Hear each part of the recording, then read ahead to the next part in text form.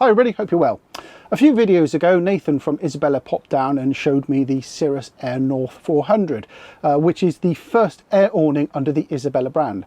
In that video, I mentioned I was going to take it away, try it for a week, see how we got on, and report back on my thoughts and my feelings on that awning. Now, I've made no secret of the fact that I'm not really an air awning fan.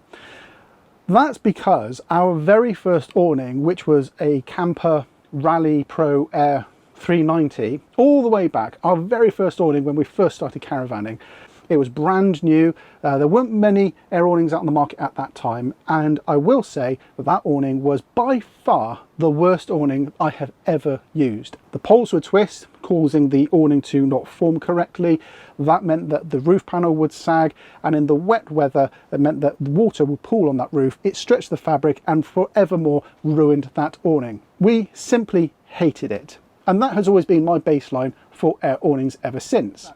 Now, after our holiday, Angela and I sat down and we compared the Isabella Cirrus to all the other awnings that we've used on our caravans. And in fact, we came up with a scoring sheet and we scored this awning and all the other awnings on a purely unbiased thought process of how we found each awning. And this video won't be able to capture everything that we discussed in that in those couple of days.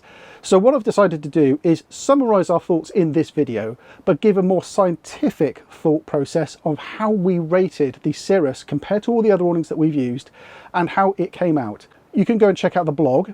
Link is in the top corner and in the description down below. So where do we begin? Well, I suppose we better get the elephant out of the room and talk about the weight and the cost. There is no secret that this is an expensive awning. There is no secret that this is a heavy awning. In fact, if I compare it to everything else that we have used, this is by far the most expensive by a good mile, and it's also by far the heaviest awning that we've used by quite some stretch as well. However, that being said, putting it up was a bit of a breeze. Now, Angela and I, we were really not looking forward to putting this up because we knew it was a heavy awning. So we literally had to psych ourselves up to put the awning up. And actually, it went up remarkably easy. Now, sadly, I didn't film us putting the awning up simply because it was a very hot day. We just wanted to get it done. And both Angela and I agreed that we couldn't be doing faffing around with cameras and putting it down in different angles, etc. So we just wanted to get it done. It did go up really straightforward, in fact. We did spray the rails with Aquatex to make sure that the rail in the caravan was as lubricated as it possibly could be. It was heavy initially pulling it up, pulling it across, but once it was done through, it was absolutely fine. It actually pulled through far simpler than some of the others. I remember the Ventura Trinus was a bit of a heavy beast as well, and that was really awkward pulling through the awning rail. Now, we fed it through from the rear of the caravan. We've always done that. We tend not to do it from the front because we've got a marker light up the front there, which always fouls up on the awnings, and also the LED shroud over the door, that seems to foul up, certainly with air awnings as well. Don't know why, but it always does. So we feed it from the rear, we pull it all the way through, and it went up remarkably easy. Once it was up, it was a simple task of inflating it, and I must say that was really quite straightforward. Single point inflation. There are 3 inflation points, but you can close the 2 off and inflate it from the middle pole. One thing I did really like actually was that the pump you can screw onto the awning, not just put it in and twist it round, because all the awnings that we've inflated in the past have somehow managed to suffer from hose pop off, you know, when you're inflating it and the hose comes flying off. That didn't happen because it physically screwed on, so that was something that I really liked. The next point I want to raise as well, because it was so warm, we only inflated the awning up to 7 psi. But as you can see, these are absolutely rock solid, so we didn't need to push them up to the suggested 9 psi. So we actually kept them a little bit down on pressure, but as you can see, they're rock solid, and it's given the whole awning a solid feel and construction. We haven't used any of the isolation valves at all. We feel there's no need, but we're very happy with the way that this went up first time. Now, because this was the first time we were putting this awning up, we were unsure how the pegging was going to go. Basically, as you can appreciate, if you've got an awning for the very first time, each awning pegs out slightly differently. You know, they have different pegging points and different arrangements of how they go up. But I must say, this was very, very straightforward. The first peg went in under the caravan at the front here. We then shimmied the first corner so that the front was flat and square, pegged out that corner, went back and did under the Caravan at the rear, pegged that out, and then the last corner, and we got it so it was completely flat and completely square. Something that we really were quite surprised about on how square and how true we got it the first time round. A big issue though with any porch awning, certainly air or poled, is how they fit against the Caravan.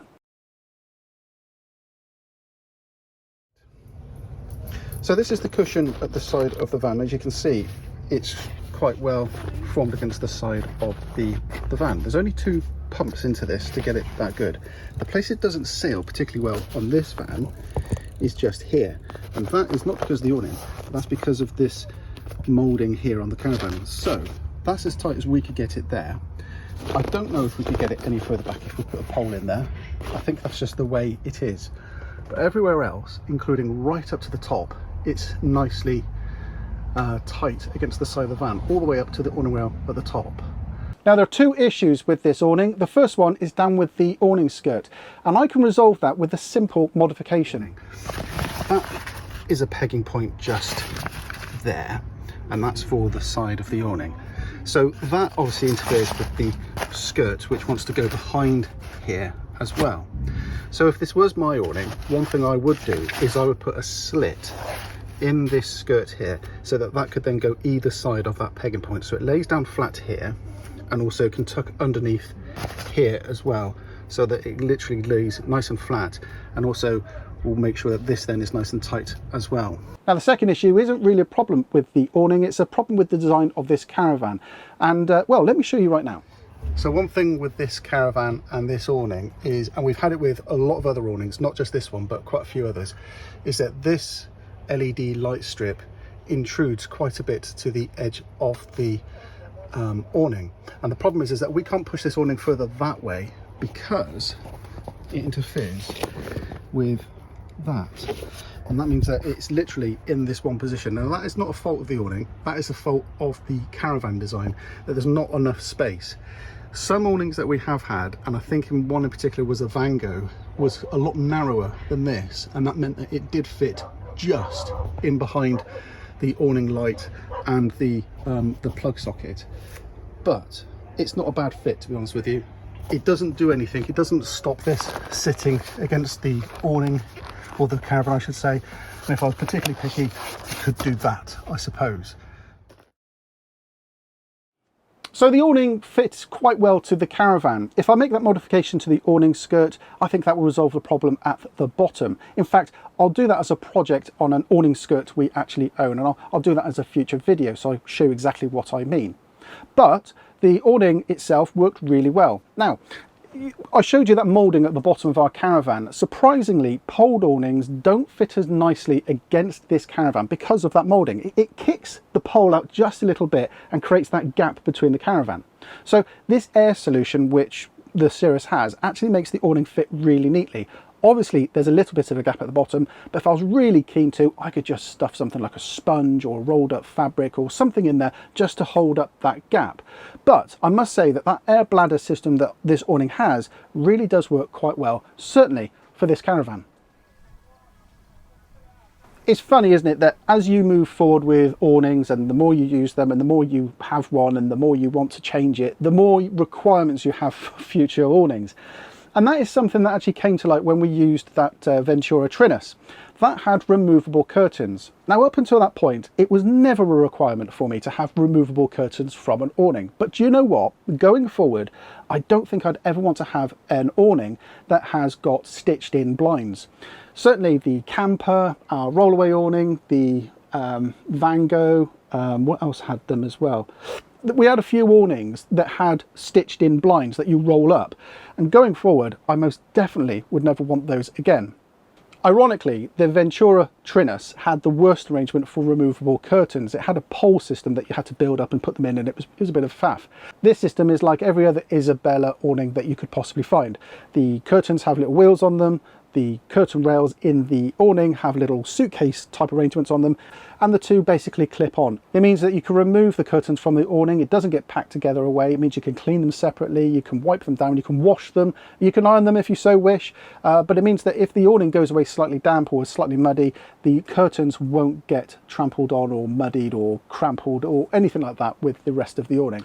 Now, something else I want to bring up as well is that the carpet that we have ourselves didn't really fit inside this awning, and that's because our awning is 250 deep and this awning is 275, so there was a bit of a gap in between it. Now, it wasn't really a problem because obviously it was summer, but going forward in the winter, it's something that we would need to invest in, a bigger carpet that fitted the awning properly. That being said, going forward, I would use one of the accessories that is available for the Cirrus. There is a carpet, a non-breathable flooring. It's like a tarp, I suppose, which fits in neatly into the bottom of the awning. There are Velcro strips in the awning mud wall, and this flooring simply Velcros in place and creates a nice sealed environment, which you can then use any carpet on going forward. That would mean that we could still use our carpet, which is slightly too small for this awning, but it means that the edges won't be exposed to the outside elements. Now, I just mentioned one of the available accessories for this awning, but inside the awning itself, there is lots of options for add-on accessories to be added into this awning. There is tabs around for tie-backs for curtains, elastic strips so you can tie back the curtains further. There's little pockets that you can add things into to roll up the windows, which I'll come on in a minute. But in the roof, there's options for you to add in extra roof linings, and it was one of these accessory points that I utilised for my home-built lighting. So these are the attachment points for the roof linings, and as you can see, you can add extra things here, those accessories, but because of the way they're constructed, they're quite loose, which means that I can add in my homemade lights into this without a problem at all. And in actual fact, if I move the camera over, you can see that I've routed the cable using these exact same connection points all the way over to where we have power in the awning.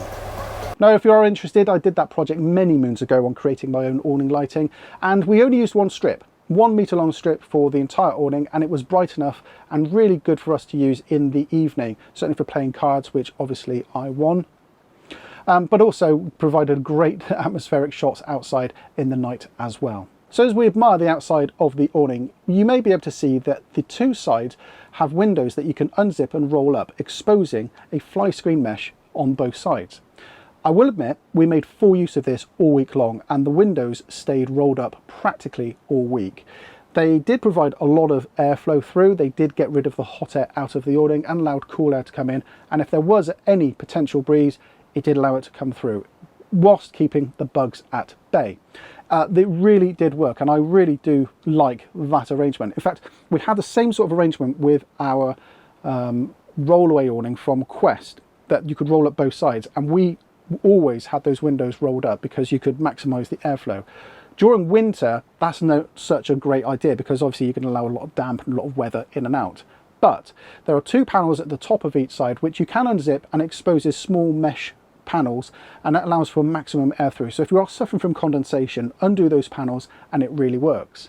One feature that we did use practically every day whilst we were on holiday, and that was the use of the veranda pole. You install it in the front panels. It means you can unzip the panels and fold the panel over the veranda pole and exposing the outside to the inside. When you buy the awning, you only get one veranda pole, and I'll be absolutely honest with you, for the price that you pay for the awning and the cost of the veranda poles, Isabella could at least have added in an extra veranda pole. I guess you can buy them, but I don't think that's something that you should really need to do. Right, and so the conclusion. Was it the best awning we've ever had? No. Did we enjoy using it? Yes. So let me explain my rationale and thinking about this. We compared this awning with our other awnings that we've used. Let me just go through what they were, in fact. It was the Camper Rally Air Pro, the Quest Leisure Rollaway, the Van Gogh Verkala Connect, the Ventura Trillis 400, the Isabella Magnum 400, and obviously the Cirrus. Those are the awnings that are approximate the same size, and we've used on this Caravan and the Luna, and each awning had a pro and a con against each one.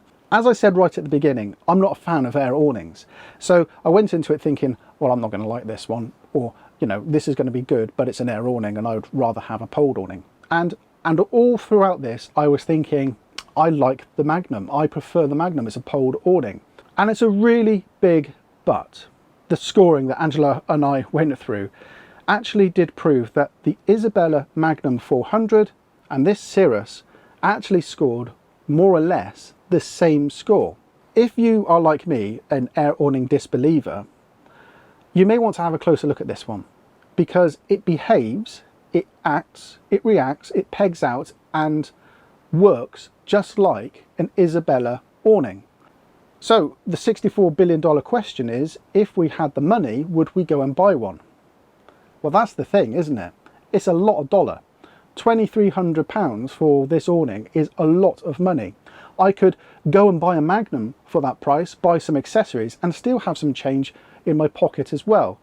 So it's a really difficult question. But what if they were the same price? If the Magnum 400 and the Cirrus were the same price, which one would I go for? That's really difficult to answer, because actually the truth is I really like this awning.